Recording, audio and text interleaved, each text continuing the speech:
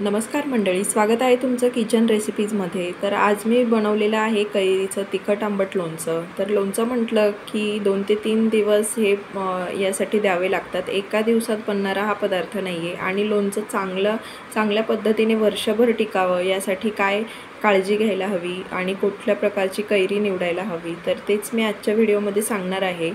तर आज मी 1 किलोच्या मापाने तुम्हाला सर्व साहित्य आणि प्रमाण सांगणार आहे आणि 1 किलो कैरीचं लोणचं कसं बनवायचं ते ह्या व्हिडिओमध्ये आज मी सांगणार आहे। तर व्हिडिओ स्किप न करता शेवटपर्यंत बघत राहा। चला तर आपण रेसिपीला सुरुवात करूया। तर या ठिकाणी 1 किलो कैऱ्या मी आणलेल्या।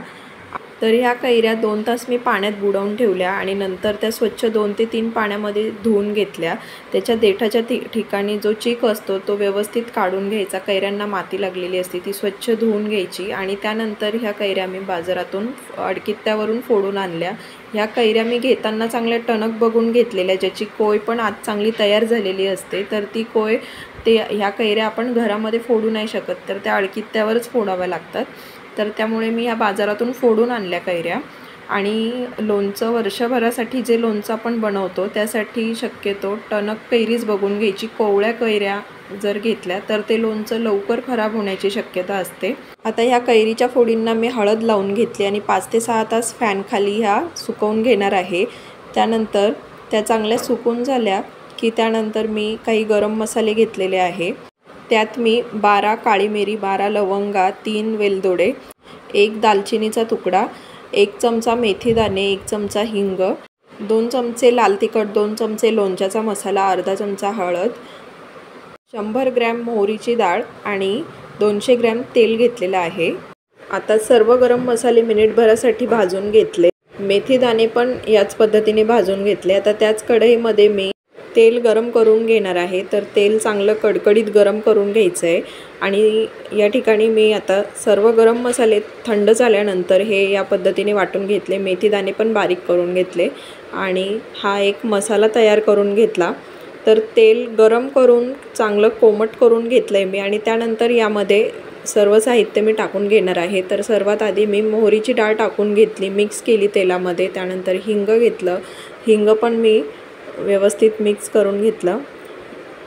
याच पद्धतीने बाकीचे मसालेही सर्व या तेलामध्ये टाकून घ्यायचे आहे।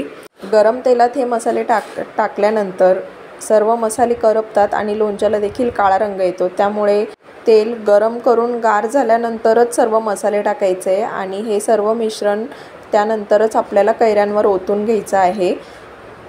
तर या पद्धतीने सर्व मसाले आता मी तेलात ओतून घेतले। आता हा आपला लोणच्याचा खार तयार झालेला आहे। यात मी 4 चमचे मीठ टाकलेलं आहे आणि मीठ देखील व्यवस्थित मिक्स करून घ्यायचं आहे आणि हा लोणच्याचा खार आता ह्या कैऱ्यांवरती आपल्याला टाकून घ्यायचा आहे।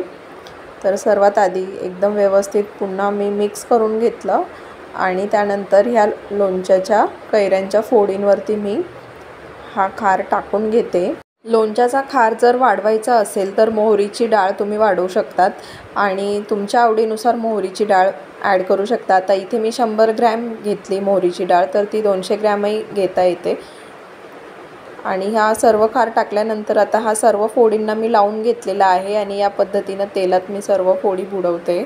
लोणचं बनवून झालेलं आहे, पण आता मी हे लगेच बरणीत भरून नाही ठेवणार आहे। ह्या भांड्यामध्ये मी 8 ते 10 दिवस हे लोणचं ठेवणार आहे। फक्त या भांड्याला मी वरतून सुती कपडा बांधून घेणार आहे आणि रोज हे लोणचं दिवसातून 1 ते 2 वेळा स्वच्छ सुकलेल्या चमच्याने हलवून घ्यायचं।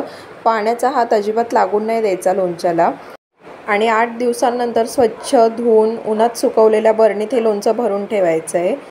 तर आजचा व्हिडिओ कसा वाटला हे कमेंटमध्ये नक्की कळवा आणि चॅनलवर जर नवीन असाल तर चॅनलला लाईक, शेअर, सबस्क्राईब नक्की करा। भेटूया अशाच एका नवीन रेसिपीसोबत।